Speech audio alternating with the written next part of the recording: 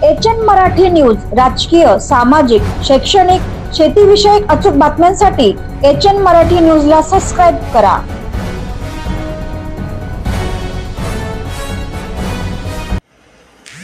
उरण बाह्यवळणाच्या रखडलेल्या कामामुळे वाहतूक कोंडीने उरणवासी त्रस्त। उरण शहर विस्ताराच्या दृष्टीने सर्वात लहान शहर आहे। गेल्या 40 वर्षात उरण तालुक्यात मोठ्या प्रमाणात औद्योगिक क्रांती वाढली आहे। औद्योगिक विकास होत आहे। त्यात 2024 मध्ये सुरू झालेली लोकल त्यामुळे उरण शहरातील कोंडीत अधिकच भर पडली असून सातत्याने होणाऱ्या कोंडीवर उपाय म्हणून सिडकोने उरण शहराला जोडणाऱ्या बाह्यवळण मार्गाचे काम सुरू केले आहे। मात्र या बाह्यवळण रस्त्याचे काम अगदीच दयनीय झाले आहे, कारण हा मार्ग पूर्ण होण्यासाठी सिडकोने निश्चित केलेली जून 2024 पर्यंतची मुदत ही टळून गेली आहे। वाढत्या औद्योगिकरणामुळे उरण शहरातील लोकसंख्येतही भर झाली आहे। नागरीकरण झपाट्याने वाढत आहे, त्यामुळे शहरात बाजार रहाट करणारे नागरिक व वाहनांची संख्या अनेक पटीने वाढली आहे। रस्ते वाहतुकीसाठी तेच आहेत आणि वाहनांची संख्या मात्र नागरिकांची संख्या झपाट्याने वाढत आहेत। तासाभरात ये जा करणाऱ्या लोकलमुळे उरणचे प्रवेशद्वार असलेला कोट नाका येथे वारंवार वाहतूक कोंडी होत असल्याने नागरिक हैराण झाले आहेत। उरण शहरातील व्यावसायिकांची संख्याही वाढली आहे।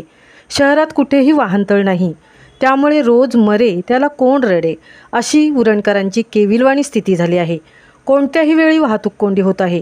या समस्येवरचा उपाय सिडकोच्या माध्यमातून पनवेल राज्य महामार्गावरील पेट्रोल पंपाजवळून बाह्यवळण रस्त्याचे हे काम चालू आहे, परंतु अनेक परवानग्यांमुळे हे काम रखडले आहे। हा रस्ता काही ठिकाणी जमिनीवर, काही ठिकाणी भाग उड्डाणपूल मार्गे अशा प्रकारचा आहे। जमिनीवरील रस्त्याच्या कामाने वेग घेतला असला तरी उड्डाणपुलाच्या उभारणीला मात्र विलंब होत आहे। 23 वर्षांपूर्वी राज ठाकरे यांच्या हस्ते या रस्त्याचे भूमिपूजन करण्यात आले होते, मात्र त्यानंतर कामाला मुहूर्तच लागला नाही। दरम्यानच्या काळात उरण उत्कर्ष समितीचे अध्यक्ष गोपाळ पाटील यांनी बायपासची मागणी सिडकोकडे लावून धरली होती। त्यानंतर सिडकोने पुढाकार घेतला होता। 12 मीटर रुंदीचा बायपास रस्ता सिडकोच्या जागेवरून जात असल्याने अथक प्रयत्नानंतर संबंधित विभागाकडून आवश्यक परवानगी मिळाली आहे, परंतु तरीही 400 मीटर लांबीच्या या रस्त्याच्या कामासाठी संपादित करण्यात आलेल्या जमिनीचा मोबदला देण्यासाठी 12 कोटींच्या निधीची आवश्यकता आहे आणि या निधीसाठी सिडकोकडे सातत्याने पाठपुरावा सुरू आहे, असे निखिल ढोरे, सहाय्यक रचनाकार, उरण यांनी सांगितले। क वर्गाच्या उरण नगर परिषदेची आर्थिक स्थिती बेताची असल्याने संपादित जमिनीच्या बदल्यात 12 कोटींचा मोबदला देणे अशक्य आहे, त्यामुळे सिडकोकडे निधीची मागणी करण्यात आली आहे।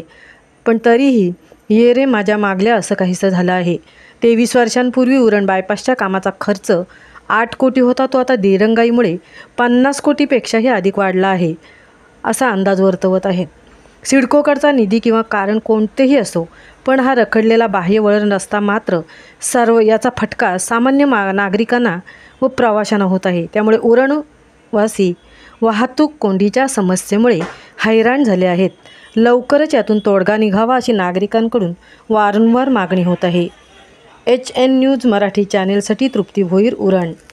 HN मराठी न्यूज राजकीय, सामाजिक, शैक्षणिक, शेतीविषयक अचूक बातम्यांसाठी HN मराठी न्यूजला सबस्क्राईब करा।